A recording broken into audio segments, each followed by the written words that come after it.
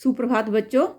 अब पढ़ते हैं तीसरा अंश राम लक्ष्मण परशुराम संवाद का। बिहसी लखन बोले मृदुवानी, अहो मुनीश महाभट मानी। बिहसी में हंसकर लक्ष्मण बोले मृदुवानी कोमल वाणी में। लक्ष्मण जी हंसकर कोमल वाणी में बोले, अहो मुनीश, अरे अहो मुनीश्वर, महाभट मानी, आप तो महाभट महान योद्धा मानते हो। किसको? अपने आप को। अरे मुनीश्वर, आप तो अपने आप को महान योद्धा मानते हो। पुनि पुनि मोही दिखाओ कुठारू। पुनि पुनि मीन्स बार बार, मोही मुझे, दिखाओ दिखाते हो, कुठारू कुल्हाड़ा, बार बार मुझे कुल्हाड़ा दिखाते हो। चाहत उड़ावन फूकी पहाड़ू, चाहते हो फूक से पहाड़ को उड़ावन मीन्स उड़ाना। बच्चों ये एग्जाम में पूछी जाती है 2 नंबर की लाइन कि इसका भाव स्पष्ट कीजिए कि हे मुनि, तुम अपनी फूक से पहाड़ को उड़ाना चाहते हो। इहा कुमड़ बतिया को नाही, जे तर्जनी देखी मरी जाई। इहा मीन्स यहाँ, कुमड़ बतिया, कुमड़े की बतिया अर्थात छोटा जो कद्दू का फल होता है उसको कहा गया है कुमड़ बतिया। यहाँ कद्दू के फल की तरह छोटा कोई नहीं है, जे तर्जनी देखी मर जाही, जो तुम्हारी तर्जनी उंगली को देखते ही मरी जाई, मर जाएगा, मुरझा जाएगा। देखी कुठारू सरासन बाना, तुम्हारे कुठार, कुठार मीन्स कुल्हाड़े को, और क्या सरासन बाना और धनुष बाण को देखकर, तुम्हारी कुठार और धनुष बाण को देखकर ही मैं कछु कहा, मैंने कुछ कहा था अभिमान के साथ। आपके धनुष बाण और कुठार को देखकर ही मैंने कुछ अभिमान सहित कहा था।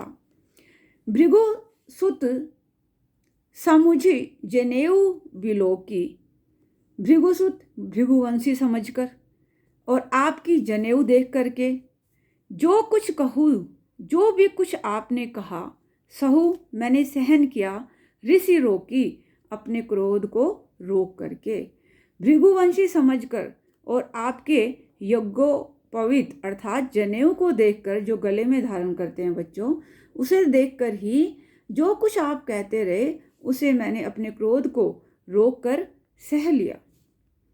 क्यों?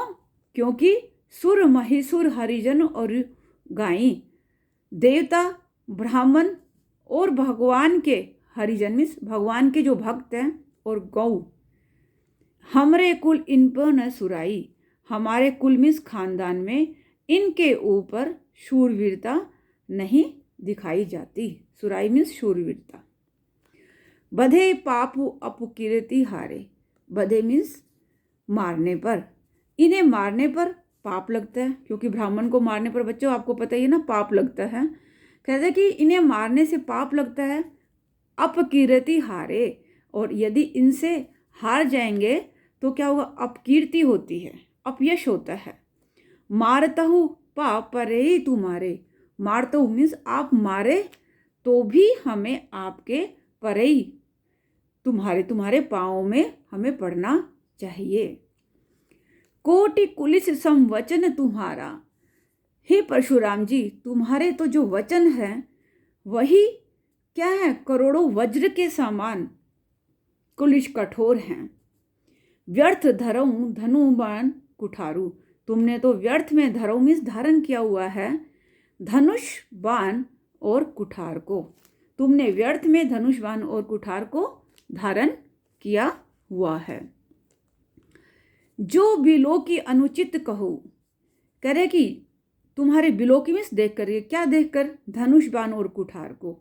इन धनुष बाण और कुठार को देखकर यदि मैंने कुछ अनुचित कहा है तो क्षमऊ महामुनि धीर, हे धीर, हे धीर मति वाले मुनि, मुझे क्षमा कर दीजिए। सुनी सरोष भृगुवंश मणि, बोले गिरा गंभीर। तो अब कह रहे कि हे यह सुनकर भृगुवंश मणि परशुराम जी क्रोध के साथ गंभीर गिरामिस वाणी में बोले। अब बच्चों एक बार इसका शुरू से अर्थ समझ लीजिए कि इसके अंदर क्या कहा गया है। बिहसी लखुन बोले मृदुवानी, अहो मुनीष महाभट मानी, पुनि पुनि मोहि दिखाओ कुठारू, चहत उड़ान फूक की पहाड़ू। कि लक्ष्मण हंसकर मीठी वाणी में बोले, अहो मुनि, स्वयं को महायोद्धा मानते हैं, बार बार मुझे फरसा दिखाते हैं, मानो फूक से पहाड़ को उड़ाना चाहते हैं। यहाँ कुमड़े का छोटा सा फल कोई नहीं है जो तुम्हारी एक तर्जनी उंगली मात्र को देखकर ही मुरझा जाए।